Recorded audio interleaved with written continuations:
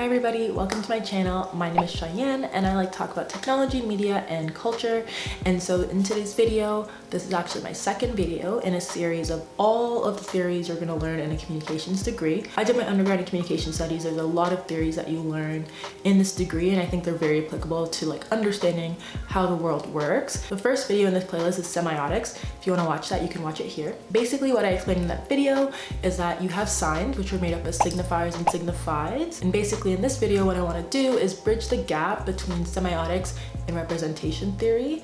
And when I say representation theory, what I really mean is Stuart Hall's theories of visual representation in the media. So Stuart Hall was really concerned about the representation of topics, events, situations, types of people in the media. So Stuart Hall really wanted to see how the media would represent something that happened in the world and then circulate that meaning of the event through society. And how events are circulated in society have real ramifications for the culture and also future events that might take place. Just to recap really quickly, semiotics is the study of signs, and a sign is made up of two parts, the signifier and the signified. So the signifier is the actual object or event or color or letter in the world. And then the signified is the concept or idea that we have in our head that's associated with the signifier. And together they make a sign so that every time we see the signifier, we think of the signified. So Stuart Hall uses semiotics as the basis for representation theory, in that he basically extrapolates the ideas and concepts of signs and he brings them to a bigger picture, to a bigger level with culture and society at large, right? And so he talks about how everything you see in the media is a sign. And like there's the signifier of like what you can see, and then there's the concepts that are conjured up in your head about what the sign means. So one way that you can think about signs being extrapolated into like representation theory is like perfume ads. So when you watch a perfume ad, how often do you actually see a perfume bottle or like them spritzing themselves with perfume, right? The focus of a perfume ad is to conjure up ideas of the person that wears this perfume. Like they're trying to tell you a story of what the perfume means instead of really like what it smells like.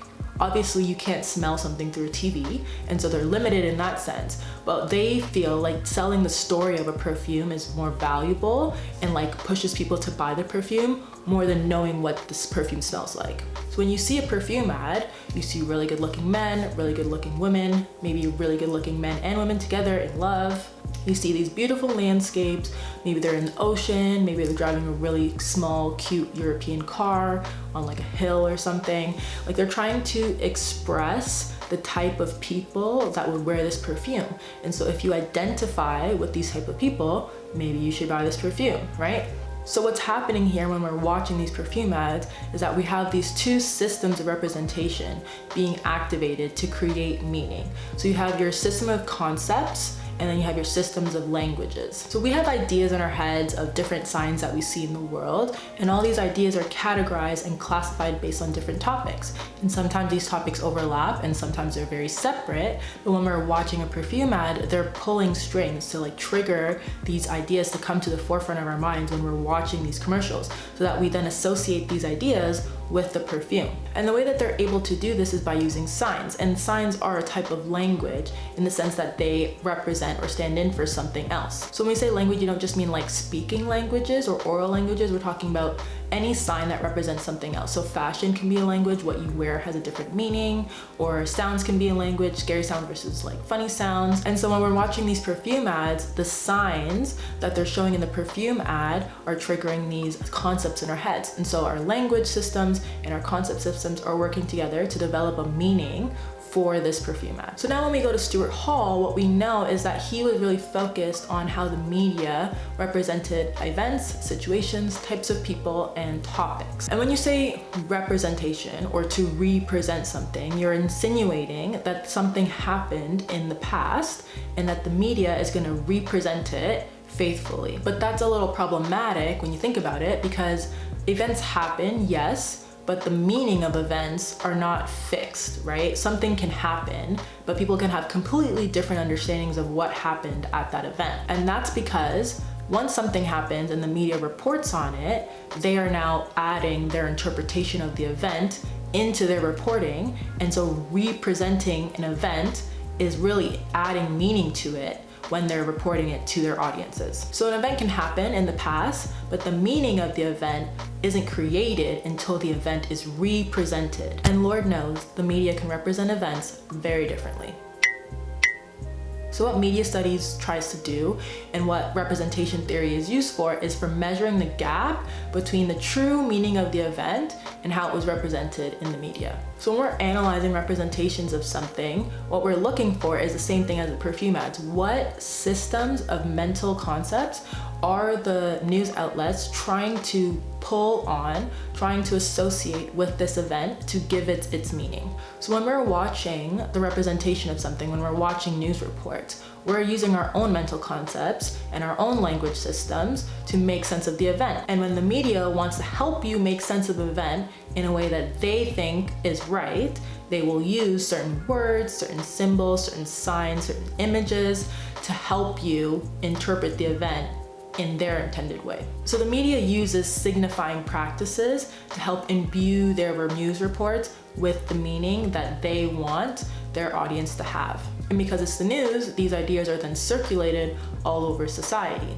So back in the day, before there was any media, the only way that ideas could really spread was through conversation, through talking to people. And you could only talk to people in so many ways. Like the most that you could talk to is like in your village marketplace, and you had like the town crier just like yelling the news. But then when you add the media into the conversation, when you have newspapers, radios, television, now the internet, this is a more efficient way of talking to more and more people. It's the mass media. It's not one-to-one communication, it's one-to-many now. So this means that ideas and meanings of events have been able to circulate much faster. This was a real concern back in like the 80s and 90s when there was a lot of consolidation in the media, and so fewer and fewer people were controlling more and more outlets, which means that the diversity of ideas being circulated in society were very minimal. Like for instance, Rupert Murdoch owns I don't know how many newspapers, how many news radio channels, TV stations, and so one person's ideas, one person's views of the world are being perpetuating to millions of people because of how many media outlets he owns. So this type of model was like flipped on its head with the internet,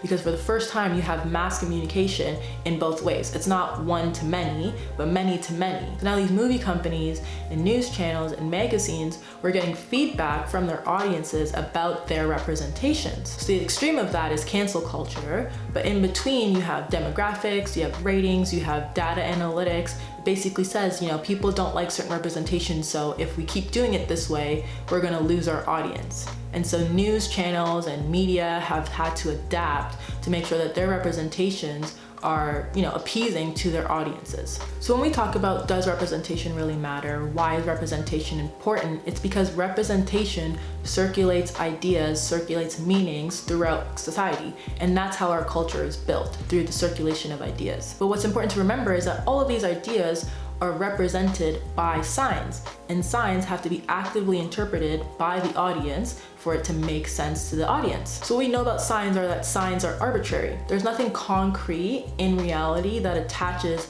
a signified to its signifier. The only thing that keeps these meanings together is the codes that we have in our culture to say this means that. We all agree that the stop sign means stop. If we wanted the stop sign to be green, if we all agreed that green now means stop, then that would be what the stop sign looks like. So there's nothing forcing us to keep it in red. That's just a code.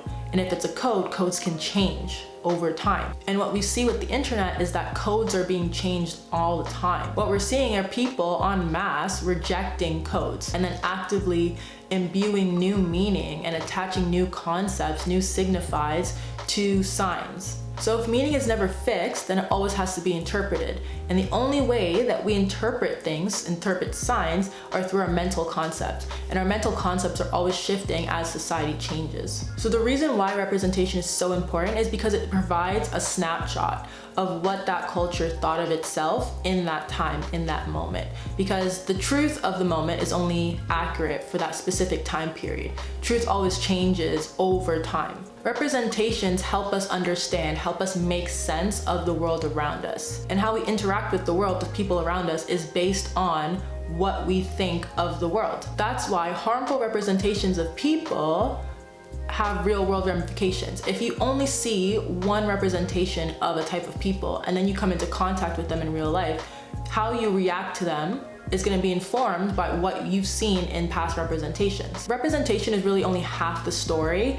Once you learn what representation theory is, you really need to go and follow up with communication models, because as you can tell, representation involves interpretation, and interpretation involves encoding and decoding messages. There's always a sender of a message and there's always a receiver of the message, and sometimes you're playing broken telephone and the person receiving the message isn't really getting what the sender intended. Okay, so my next video is going to be on communication models, so make sure you look out for that.